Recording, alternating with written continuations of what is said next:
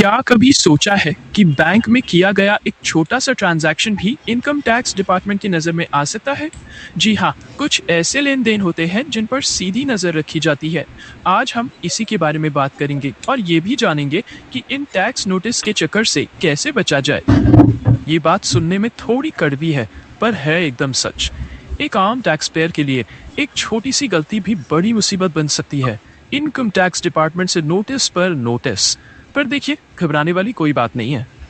तो फिर सीधा सवाल ये है कि आखिर वो कौन से रेड फ्लैग ट्रांजैक्शंस हैं जो सीधा टैक्स डिपार्टमेंट के रडार पर आ जाते हैं। चलिए एक एक करके इन सबको समझते हैं। तो सबसे पहला और कह सकते हैं सबसे बड़ा रेड फ्लैग है हाई वैल्यू कैश ट्रांजैक्शन।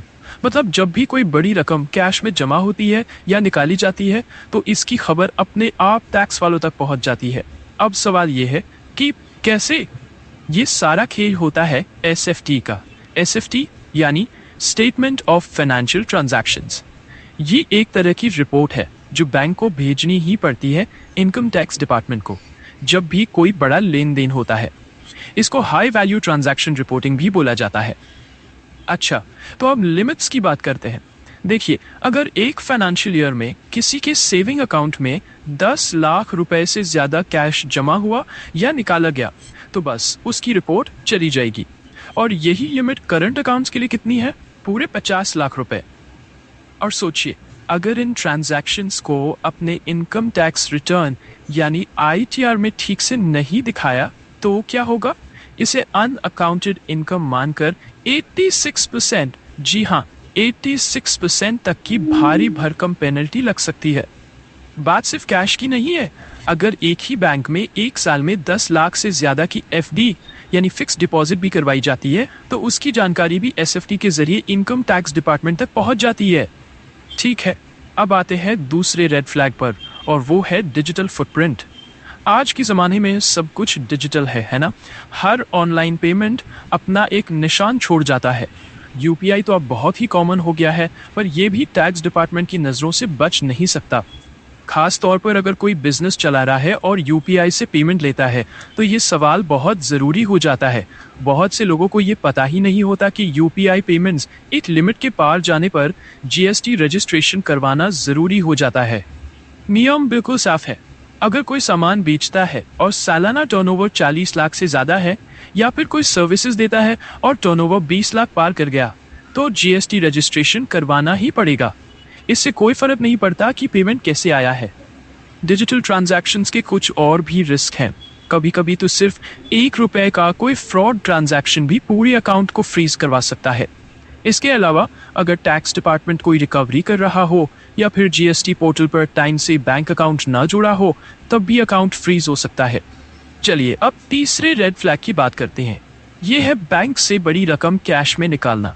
जी, जैसे कैश जमा करने पर नजर रखी जाती है वैसे ही कैश निकालने पर भी टैक्स के नियम है और इस बार ये नियम टीडीएस के रूप में सामने आते हैं। ये होता है इनकम टैक्स के सेक्शन 194(n) के तहत। इसका मतलब ये है कि अगर कोई एक लिमिट से ज़्यादा कैश निकालता है तो बैंक खुद ही उस पर टैक्स काटकर सरकार को जमा कर देता है।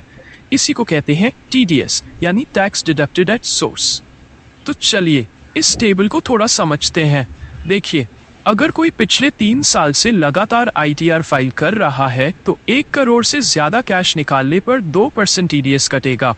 लेकिन अगर आईटीआर फाइल नहीं किया है तो 20 लाख से 1 करोड़ के बीच में ही 2% कट जाएगा और 1 करोड़ से ज़्यादा निकालने पर सीधा 5% टीडीएस लगेगा। तो इसका मतलब क्या हुआ? सबसे ज़रूरी बात यही है कि टाइम पर आईटीआर फाइल करना न सिर्फ एक जिम्मेदार नागरिक होने की निशानी है बल्कि ये ज़्यादा टीडीएस कटने से भी बचाता है। ठीक है, तो अब तक हमने ये तो देख लिया कि क्या क्या रेड फ्लैग्स हैं, पर अब बात करते हैं इनसे बचने के तरीकों की। कुछ प्रो टिप्स देखते हैं जिन्हें अपनाकर टैक्स डिपार्टमेंट के रडार से दूर रहा जा सकता है और किसी भी नोटिस से बचा जा सकता है। तो ये है फाइनेंशियल हाइजीन के 4 सबसे ज़रूरी नियम। पहला, पर्सनल और बिजनेस खर्चों के लिए हमेशा अलग अलग अकाउंट्स रखें। दूसरा, हर यूपीआई पेमेंट का पूरा हिसाब किताब रखें। तीसरा, अपने सारे बैंक अकाउंट्स की जानकारी आईटीआर और जीएसटी पोर्टल दोनों जगह पर दें। और चौथा और सबसे ज़रूरी, कैश का इस्तेमाल जितना कम हो सके उतना कम करें। कैश लेन देन की कुछ कानूनी सीमाएं भी हैं जिन्हें तोड़ना मतलब भारी पेनल्टी को दावत देना। जैसे एक दिन में किसी एक ही व्यक्ति से 2 लाख से ज्यादा की कैश सेल नहीं कर सकते। 20,000 से ज्यादा का लोन कैश में लेना या चुकाना दोनों ही मना है। और अगर बिजनेस की बात करें तो एक दिन में किसी एक व्यक्ति को 10,000 से ज्यादा कैश पेमेंट नहीं कर सकते। और हाँ, एक आखिरी लेकिन बहुत ज़रूरी सलाह, अपना सारा पैसा और सारे इन्वेस्टमेंट्स कभी भी एक ही बैंक अकाउंट में मत रखिए। अपने पैसों को डाइवर्सिफाई कीजिए, कुछ एफडी में, कुछ म्यूचुअल फंड्स में। इससे रिस्क भी कम होता है। तो आखिर में बस एक सवाल अपने आप से ज़रूर पूछना चाहिए कि हमारी बैंकिंग की आदतें हमारी सुरक्षा कर रही हैं या हमारे लिए ही एक जाल बिछा रही हैं। याद रखिए, जानकारी ही बचाव है।